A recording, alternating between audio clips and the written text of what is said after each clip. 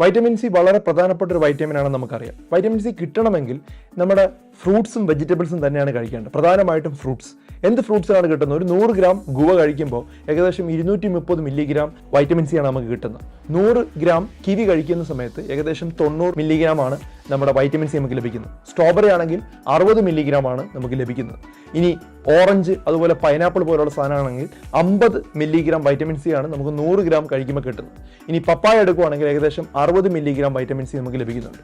ഇനി വെജിറ്റബിൾസിൽ ഏറ്റവും കൂടുതൽ വൈറ്റമിൻ സി ഉള്ളത് ബ്രോക്കോളിയിലാണ്. ഏകദേശം 100 ഗ്രാം ബ്രോക്കോളി കഴിക്കുമ്പോൾ 90 മില്ലിഗ്രാം വൈറ്റമിൻ സി കിട്ടുന്നുണ്ട്. ഇനി പ്രായത്തിനനുസരിച്ച് വൈറ്റമിൻ സി എത്രയാണ് വേണ്ടതെന്ന് പറഞ്ഞാൽ 12 വയസ്സ് വരെ നമുക്ക് ഒരു 50 മില്ലിഗ്രാമിന് മുകളിൽ വൈറ്റമിൻ സിയുടെ ആവശ്യമില്ല. ഒരു 12 വയസ്സിന് മുകളിലോട്ടുള്ളവർക്ക് 75 മുതൽ 90 മില്ലിഗ്രാം വൈറ്റമിൻ സി ആണ് വേണ്ടത്. ഇനി പ്രഗ്നന്റ് ആയിട്ടുള്ളവരോ അല്ലെങ്കിൽ പാല് കൊടുക്കുന്ന അമ്മമാരാണെങ്കിൽ അവർക്ക് 100 മുതൽ 120 മില്ലിഗ്രാം വൈറ്റമിൻ സി ആണ് വേണ്ടത്. ടാബ്ലറ്റ് അല്ല വേണ്ടത്, നാച്ചുറൽ ആയിട്ടുള്ള വൈറ്റമിൻ തന്നെയാണ് കഴിക്കേണ്ടത്. അതിന് മാത്രമേ പൂർണ്ണമായിട്ടുള്ള ഗുണങ്ങൾ നിങ്ങൾക്ക് ശരീരത്തിന് ലഭിക്കുകയുള്ളൂ. ഈ പറഞ്ഞ ആഹാരങ്ങളിലെല്ലാം ഉണ്ട്. എല്ലാ ദിവസവും ഇത് ആഹാരത്തിൽ ഉൾപ്പെടുത്താനായിട്ട് ശ്രമിക്കുക.